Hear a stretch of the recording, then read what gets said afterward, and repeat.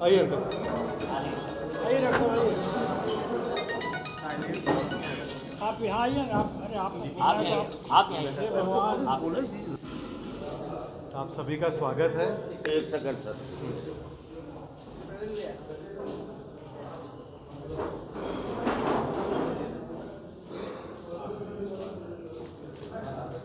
आज बैठने का कोई पास कोई नहीं पास है। हमारे यहाँ से हो जाएगा। कथा में कोई पंडाल बहुत कथा बड़ा तो बन रहा सबके है। लिए है, उसमें हाँ। कोई पास की जरूरत नहीं पड़ेगी आपको। कि वहाँ कथा से लग के और थोड़ा- भोजन के लिए कोई पास नहीं चाहिए। ये एकदम सार्वजनिक कथा है, हर आदमी आमंत्रित है।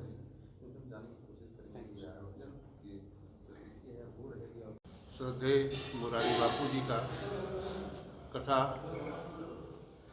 यहाँ होना है। आप तिथि भी आप सब लोगों को पता है कि 30 तारीख को उसका उद्घाटन और 3 तारीख के बाद 11 तारीख तक उनके श्रीमुख से उनका प्रवचन हम लोग सुनेंगे। यह जो राम कथा हो रही है, इसके मुख्य आयोजक शुभकरण त्रिवेणी फाउंडेशन के वरिष्ठ पदाधिकारी, वरिष्ठ सदस्य प्रिय अभिषेक जी, यहाँ अभिषेक कानोडिया जी यहाँ पर उपस्थित हैं। और इस कथा में त्रुटि नहीं हो कोई कथा, इसके लिए बनारस से चलकर आए हुए हमारे अभिषेक अखिलेश जी हैं मौजूद।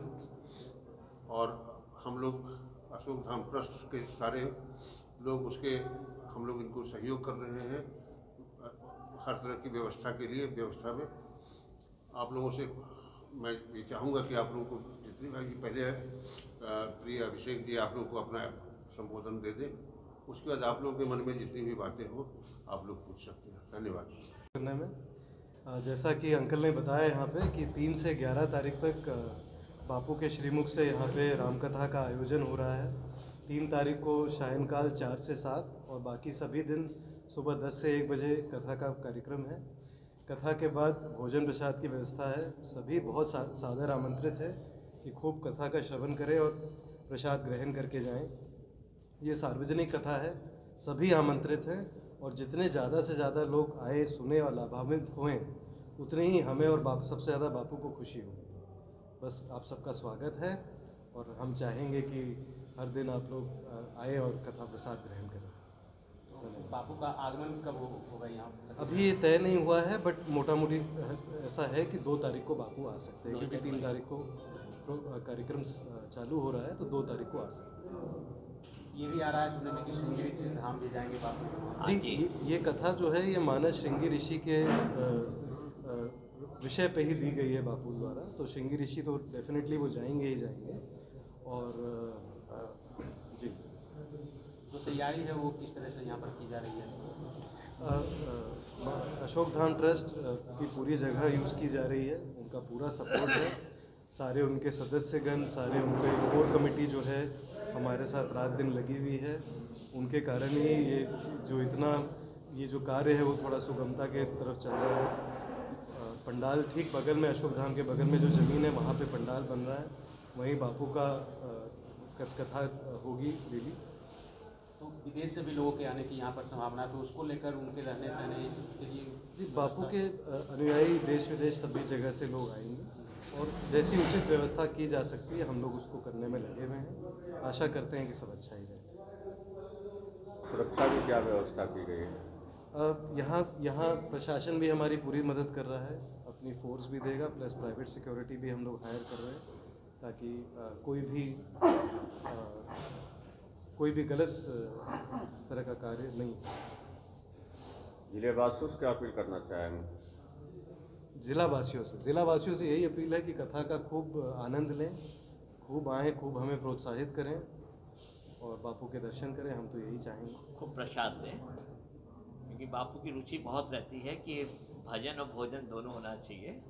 और इस श्रृंगी ऋषि आश्रम के उपलक्ष्य में बापू ने कथा दी थी, तो ये कथा चूँकि वहाँ पे हम लोग गए तो वहाँ पे कथा हो नहीं सकती थी, तो ये कथा के लिए ये जगह का, क्योंकि स्वयं भगवान शंकर यहाँ विराजित हैं, वही राम कथा के प्रथम श्रोता हैं, वही उन्हीं की संरक्षण में कथा हो रही है, वही कथा सुनेंगे और आप सब को मिलके और आप लोग के माध्यम से जो मैसेज जाएगा समाज को वो बहुत पॉजिटिव जाता है। अधिक से लोग कथा में आवे, ये आयोजक लोग की सबकी इच्छा है।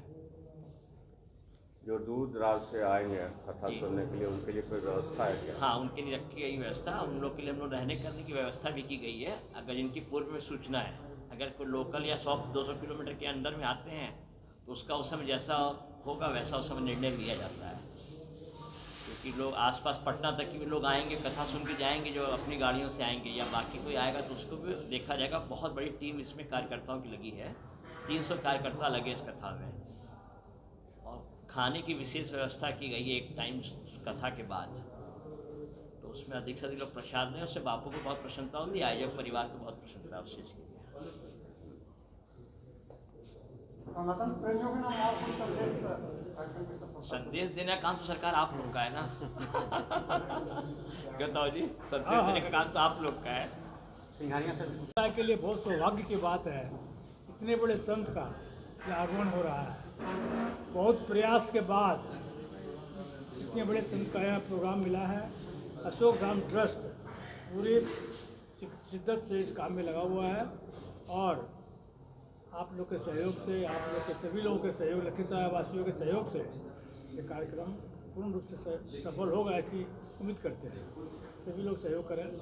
कार्यक्रम की पूरी व्यवस्था की गई है। 10,000 स्क्वायर फीट, 40,000 स्क्वायर फीट का हम लोगों ने पंडाल बनाया है श्रोताओं के लिए। एकदम हम ठंड लोग लगेगी की ये सोच है कि 10,000 तक लोग भी अगर आए तो पंडाल में अट जाएंगे। और मुरारी बापू का यहाँ पर रहवास भी, बगल में उनके लिए कॉटेज बन रहा है, ग्रीन जगह पर जाके वो पसंद करते हैं, वो पंडाल के पीछे ही। एकांत के हिसाब से पीछे ही भैया बापू की कुटिया बन रही है।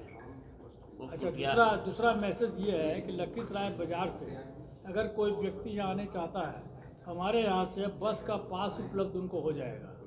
बस खुलेगी सुबह 9 बजे, उसमें पास हमारे यहाँ से ले लें और वही लोग बस में चढ़ने आने जाने के लिए अधिकृत होंगे। कहाँ से बस खुलेगी? उस स्थान बता देंगे। ज़्यादा उम्मीद है कि हमारे घर के आसपास से कहीं खुलेगा या खुली जगह में, जहाँ देख लेंगे हम लोग। 9 बजे खुलेगा, पास ले लें, वही लोग उस बस में चढ़ेंगे और लौट के फिर वापस जाएंगे उससे। तो सभी लोगों के लिए संभव नहीं है। जो बुज़ुर्ग लोग हों या बाज़ार के जो लोग इच्छुक हो कि हम लोग को आना चाहते हैं, उसके लिए हम लोग बस उपलब्ध कराएंगे, पुरानी बाज़ार से और एक नया बाज़ार से। एक से ज़्यादा भी हो सकती है, अगर ज़्यादा एप्लीकेंट आ जाएंगे, एक से ज़्यादा भी हो सकता है। त्रिवेणी फाउंडेशन के लिए कुछ कहना चाहेंगे? इतना बड़ा आयोजन करवा रही है त्रिवेणी फाउंडेशन, आप लोग बोलिए कुछ। त्रिवेणी फाउंडेशन इतना बड़ा कार्य यहाँ लखीसराय में कर रही है। हमारे अशोक धाम के निर्माण में भी सबसे ज़्यादा योगदान अगर किसी ट्रस्ट का है तो सुप्रीम त्रिवेणी फाउंडेशन का ही है, जिसके मुख्य ट्रस्टी नवल कुमार कानोडिया जी हैं। उनके पुत्र यहाँ उपस्थित है। हम लोग उनको शुभकामना देते हैं, इस तरह कार्य करते रहिए।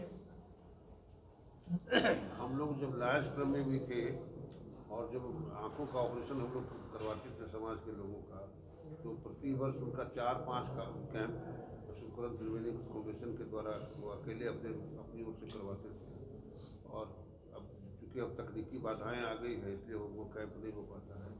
लेकिन वो लायंस क्लब हो, चक्षुदान यज्ञ समिति हो या अशोक धाम हो, उसमें सभी नवल बाबू या उनके पुत्र या उनके परिवार के अन्य लोग भी बड़ी उदारता के साथ लगे रहते हैं।